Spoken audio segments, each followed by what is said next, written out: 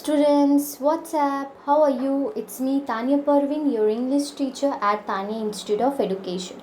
Hope you all are fine and staying safe at home. If you haven't seen my previous video, The Heart of the Tree and the Cold Within, and then I have been given the upper link, so please now click on it and watch it. So today we will talk about The Bangle Seller, written by Sarojini Naidu. This poem belongs to ICSE boards including classes 8, 9, 10.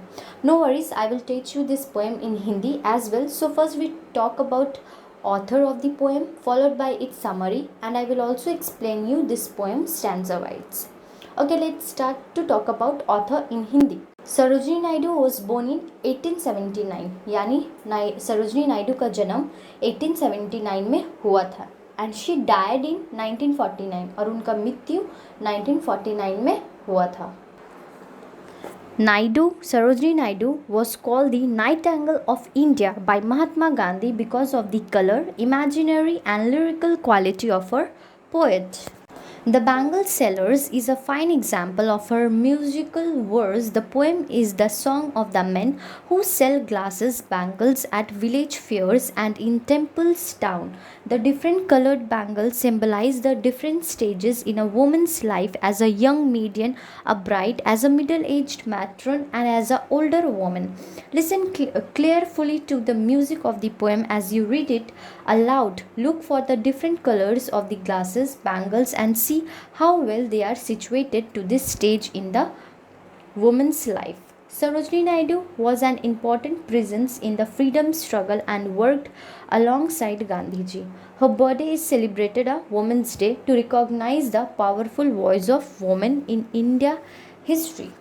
और ये हमारी महात्मा गांधी के दवार सरोजनी नायडू को भारतीय कोयल जैसी सुरीली आवाज़ वाली लेखिका भी कहा जाता है और राजनीति भी करती थी, और वो पहली औरत जो राष्ट्रपति रह चुकी है इंडियन नेशनल कांग्रेस में, और एक भारतीय राज्य का राजपालन करने वाली. और उनकी पहली कविता का नाम था ट्रिश होल्ड, जो 1905 में आया था, और ये कविता की बहुत सारी राजनीतियों ने प्रशंसा की, और कुछ वक्त के बाद उनकी और भी सारी कविता आए. उनका नाम था the bird of time, the broken wings and the sceptred flute. उनके ज़िंदगी में पब्लिश्ड हुआ था, और उनके देहांत के बाद 1961 में द फीदर्स ऑफ डाउन आया, कुछ तब्दीली के बाद. अब समरी बताऊंगी, उसके बाद स्टैंजा में चलेंगे. और ये कविता द बैंगल सेलर 1912 में पब्लिश्ड हुआ था. ये कविता को सरोजनी नायडू ने लिखा था, और ये अपनी कविता ख्यालों और भारतीय की परंपराओं को मद्देनज़र रखते हुए बनाई थी. सब कविता में से एक कविता बैंगल सेलर है, जो भारतीय नारी की जीवन के बारे में बताती है और चूड़ी के बारे में भी बताती है. और हालांकि ये कविता बड़े पैमाने पर भारतीय महिलाओं के जीवन के बारे में बताया गया है और थोड़ा सा चूड़ी बेचने वालों के ऊपर.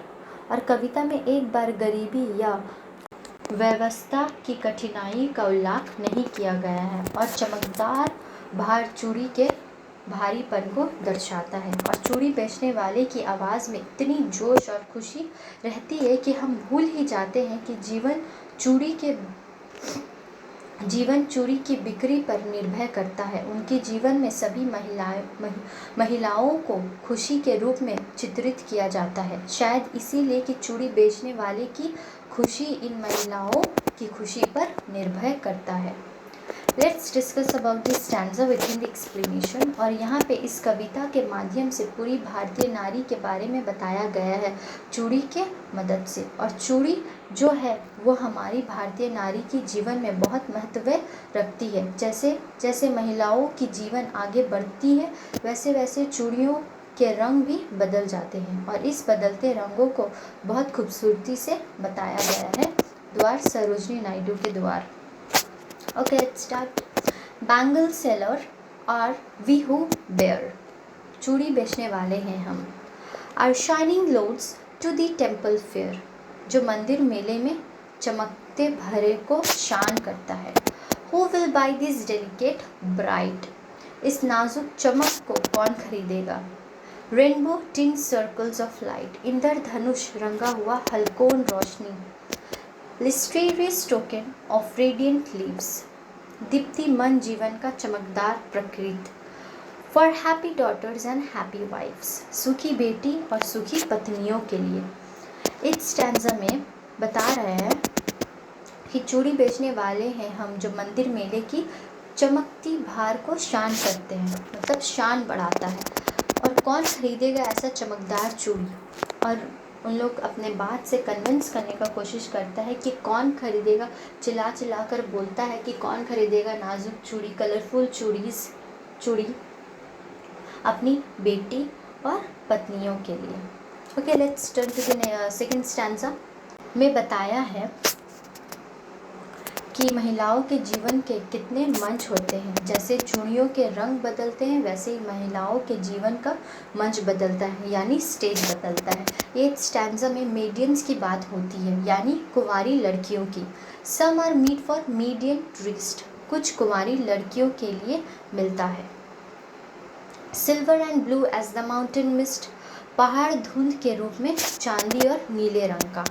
सम are flushed like the birds that dreams, कुछ कलियों की तरह फूल जाते हैं जो सपने देखती हैं। On the tranquil brow of woodland streams, एक बुलंद धाराओं की शांत माथे पर। Some are aglow with the blooms cliffs, कुछ खिली हुई है जो कलियां जैसे खिलती हैं। To the limpid glory of a new born leaves, नई जन्मी पत्तों की तरह। और ये स्टैंजा के माध्यम से हमें ये पता चलता है कि कुछ चूड़ियाँ कुंवारी लड़कियों की कलाई के लिए बनी हैं। चांदी और नीले रंग का होता है और सिल्वर और ब्लू कलर को माउंटेन मिस्ट से कंपेयर किया गया है। और कुछ चूड़ियों का कलर ऐसा है जैसे कि फूल की कली होती है। बर्ड्स डेड ड्रीम्स जो है वो इस लाइन के मदद से ये बताता है कि वो कुंवारी लड़की जो अपने शादी के लिए सपने देखती है। ट्रैंकलिंग बोरो का मतलब काम, और ये वुडलैंड स्ट्रीम का माध्यम से बताता है कि जो जंगल में झरना बहता है उस रंग का जैसे चूड़ी है। और कुछ चूड़ियाँ ऐसा है जो नए नए पत्तों की रंग की है, हरा रंग के जैसा। Okay, let's come to the third stanza. इस स्टैंजा में हम पढ़ेंगे कि ये चूड़ी दुल्हन के लिए बनाई है। जब नई दुल्हन बनती है तो कैसे महसूस करती है, यहाँ पे चूड़ी के माध्यम से बताया गया है। Some are like fields of sunlight corn, कुछ उस धूप की तरह जब मक्की के खेतों पे पड़ती है। Meet for a bride on her bridal morn, दुल्हन के लिए मिला है जो वो अपनी शादी के सुबह पहनेगी। Some like the flame of her marriage fire, कुछ उसकी शादी के आग की तरह। Or rich with the hue of her heart desire, ये रंग उसकी दिल की इच्छा के संग पहुँचेंगे। Tinkling luminous tender and clear, कई खनक चमकदार निविदा स्पष्ट किया गया है।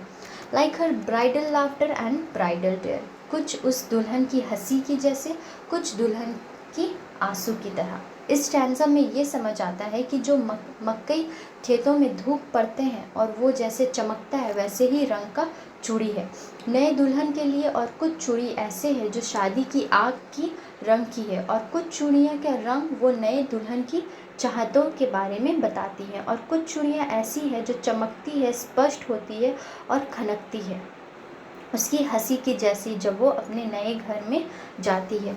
और उसी वक्त वो ये सोचती है कि मैं अपने घर छोड़कर जा रही हूँ। ये लाइन इम्पॉर्टेंट है। Like her bridal laughters and bridal tear, मतलब जब वो अपने फैमिली को छोड़ के जाती है तो वो उदास होती है, रोती है, और उसको इस बात का भी खुशी होता है कि वो अपना नया परिवार बनाने वाली है। Okay, let's come to the fourth stanza. Fourth stanza में बात हो रही है मिडिल एज वोमेन के बारे में, यानी अधेड़ उम्र की महिला। Okay, let's start. Some are purple and golden flecked grey, कुछ बैगनी सुनहरी भूरे रंग की होती हैं। For she who has journeyed through life midway, उसके लिए जिसने अपने जीवन की आधी से ज़्यादा यात्रा पूरी की है। Whose hands have cherished, whose love has blessed, जिसके हाथों ने प्यार किया है और जिसके प्यार ने आशीर्वाद दिया है। And cradle fair sons on her faithful breast, जो अपने बच्चों को पालने पोस के बड़ा करती है वफादारी से, and serve her household in fruitful pride, और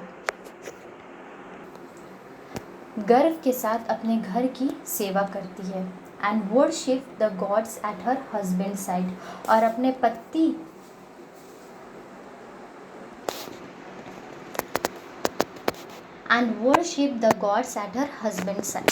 और अपने पति की देवताओं जैसे पूजा करती है। ये स्टैंजा में बताता है कि कुछ चूड़ियाँ बैंगनी, सुनहरी, भूरे रंग की है, जिसकी आधी जीवन बीत चुकी है, और ये चूड़ियाँ उसके लिए है जो अपने बच्चों को पाल पोस कर बड़ा की है, और उनसे अपने घर को बहुत अच्छी से देखा है। उसके घर वालों गर्व से महसूस करते हैं कि इतनी अच्छी बहू उन्हें मिली, और वो अपनी पति को देवता जैसे पूजती है।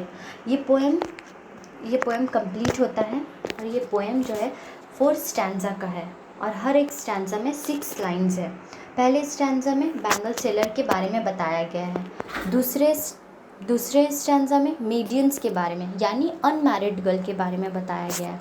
तीसरे स्टैंजा में न्यूली मैरिड वुमेन के बारे में बताया गया है, और चौथे स्टैंजा में मिडिल एज वुमेन के बारे में बताया गया है। इस पोएम में से सरोजनी नायडू इंडियन वुमेन की लाइफ बताने की कोशिश की है। Okay, if you likes my videos then please subscribe, likes, comment and press the bell icon. Thank you for watching.